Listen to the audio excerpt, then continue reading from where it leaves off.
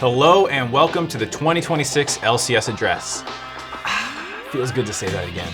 I'm Mark Z, the LCS Commissioner, here to share an overview of the year ahead with the goals and thinking behind it. In case you've been living under a rock, the LTA is no more, and the LCS is back as an independent league this year. If you've been living under an even bigger rock and don't even know what the LTA is, well, then the LCS never went away, but there are still some changes worth reiterating.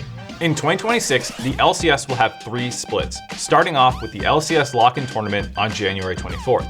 The winner of LCS Lock-In qualifies to first stand in Brazil. Spring Split will send the top 2 to MSI, and Summer will send the top 3 to Worlds. The formats are much simpler this year, with no best of ones. You can learn more about them in the previous format video if you missed that. Tickets for LCS Lock-In are available now, and matches will be decided in the upcoming draw show tomorrow. For team changes, Sentinels have joined the LCS.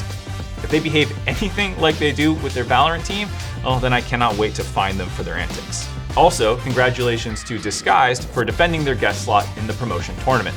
Now, just because the LTA has been sunset doesn't mean that we're abandoning everything about it. We still see value in continuing to promote cross-regional competition in the Americas, but just not as part of the core formats. These should be supplemental moments to regional competition that gives fans extra games to watch and the teams extra semi-international competition. With that said, we're excited to announce the America's Cup the week before first stand. Second and third place from the LCS and CBLOL will be invited to compete in Sao Paulo in a 5-day tournament ahead of first stand.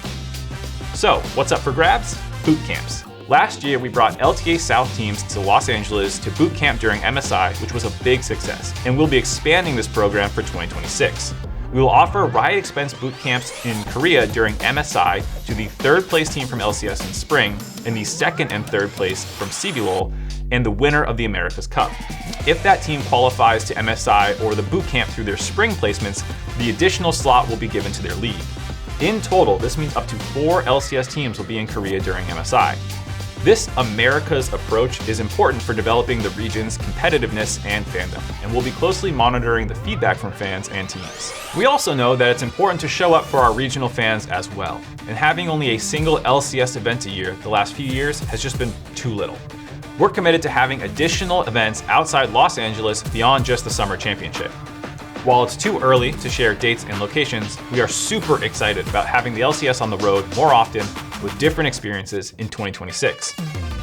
This is on top of increasing the number of show days across the year to create a beefier format. To make this possible, we'll rebalance operations by having some extra days in the face-off studio, and only reducing the number of Riot Games Arena show days by 3 across the year. We want to meet fans where they are more often. This is step 1 in a process to having the LCS hit the road more often, and we'll be listening to feedback from fans as we go. Last but not least, for online fans, we're updating the LTA Fantasy app to be regionally focused for LCS and CBLOL. We're also increasing the scope of the website to be your one-stop shop for all things LCS. Schedule, standings, fantasy, content, all in one location.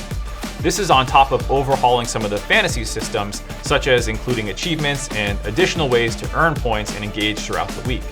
We see this as becoming the home for LCS fans to follow along across the season.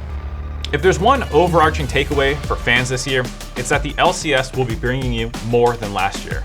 More games, more teams at international tournaments, more roadshows, and more ways to engage.